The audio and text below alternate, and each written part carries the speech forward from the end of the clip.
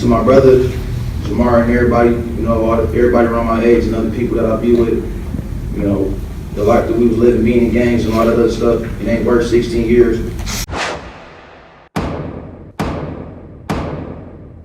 Welcome to Jefferson County District Court in Colorado, where gang member Abel Gallegos is being sentenced for his role in the kidnapping and killing of a 28-year-old called Simone Duran. He got convicted Alonzo Quintana and Rene Francisco Rosales, the two other gang members involved in the retaliation murder. Duran, in 2018, had helped the police in identifying Quintana in a murder investigation. This was how she got on the radar of the dangerous gang members. Gallegos approached Duran on social media and managed to lure her to a parking lot on West Colfax, where they kidnapped her.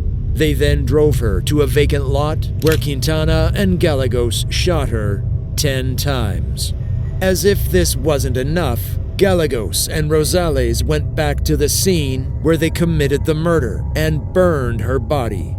Gallegos, while in court, didn't show signs of remorse even as the families of the victims were crying. Judge Philip McNulty was shocked by the gang members' disregard for human life and wanted his case to serve as a lesson for others. To pass his message better to other gang members, he sentenced Gallegos to 163 years behind bars. This was a horrific crime. I am struck by the casualness in which it was committed, the absolute disregard for human life. In some instances, it is some of our officials. You must understand that particularly Thomas Geweld was quite a very feared man. He would not only, he would also threaten and scare some of our officials. Now, off to Western Cape High Court in Cape Town, where a notorious South African gangster is being tried. Today, I'm gonna be brutally honest. I'm not saying I regret it but what I know for a fact, if I could have changed some things, I wouldn't be here where I'm now. This is George Geweld Thomas, the leader of the feared 28 gangs in Bishop Lavis. Geweld Thomas was one of the most feared gangsters in South Africa and was a menace to rival gangs. The alias Geweld is another word for violence, and George Thomas has answered this nickname for several years.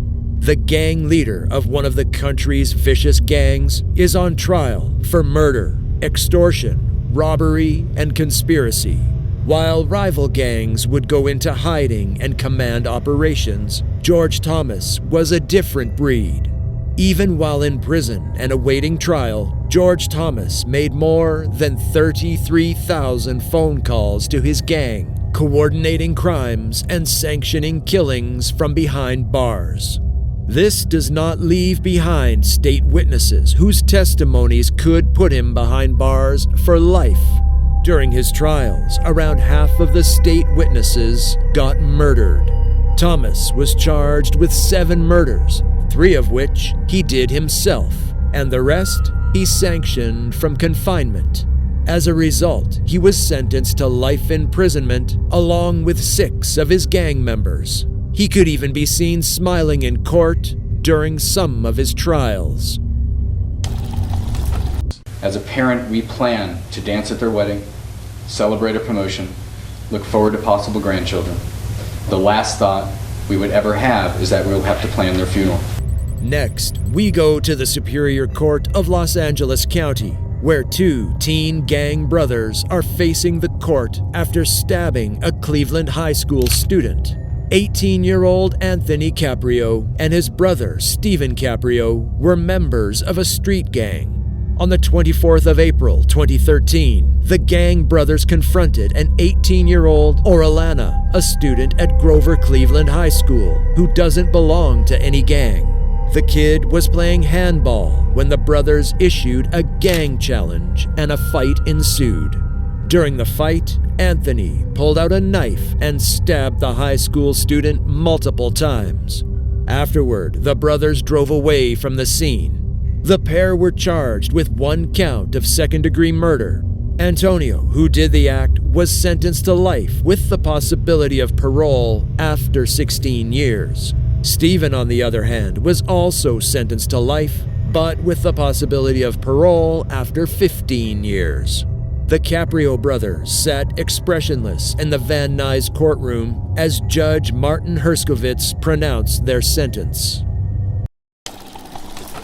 To the killers who murdered my brother in cold blood, I say this to you. You're an absolute disgrace to the human race. I hope that while you spent the rest of your life in prison, you actually reflect on the awful decisions you've made in your life. Our next stop is Macomb County Circuit Court, where 3 gang members, Kenneth Hill, Jamar Robinson, and Darius Diaz-Gaskin, are being tried for the murder of a Clinton Township party store owner. The trio entered the Moonlight Party Store on the 28th of March 2014 and shot the store owner, Basim Salaka, in the back. They didn't even give the poor store owner the time to release his money to them. According to the victim's sister, the victim had always told his employees to not hesitate to release all his money if an armed robbery were to happen.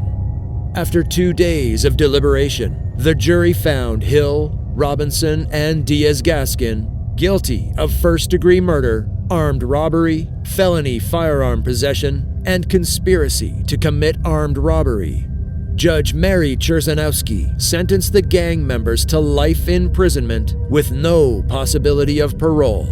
The culprits showed no remorse as the judge read out their sentences. However, that wasn't all. A little drama ensued after the sentence. Robinson then made a statement to the Salaka's sister that it ain't over. The judge heard this and was offended. This exchange then ensued between the two. What more could you possibly want to take from this family, yet insult them and threaten them and say, this ain't over yet? I know I wasn't talking to them.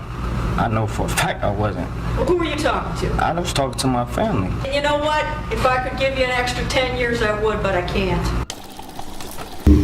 I was 16 at the time of the incident. I was young, angry, full of pride, caught in the streets and in the middle of gangs and all type of other stuff.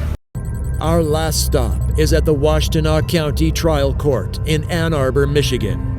This is 18-year-old Tariq Johnson, who's about to be sentenced for shooting a member of the rival Ypsilanto gang. On July 12, 2015, during the early morning hours after a block party in the vicinity of Brooks and Watling Streets in Ypsilanto, Duff was discovered with a gunshot wound to his head.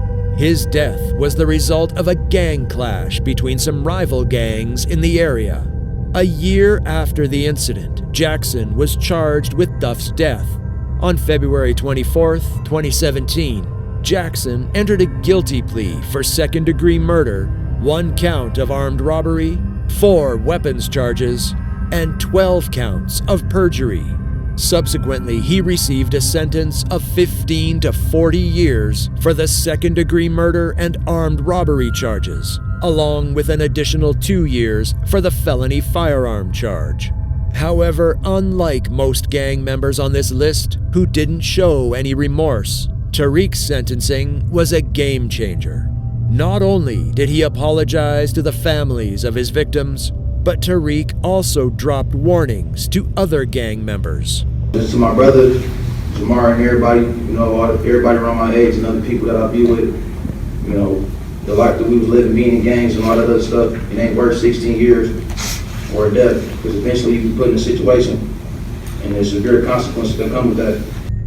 Thank you so much for tuning in to our latest episode.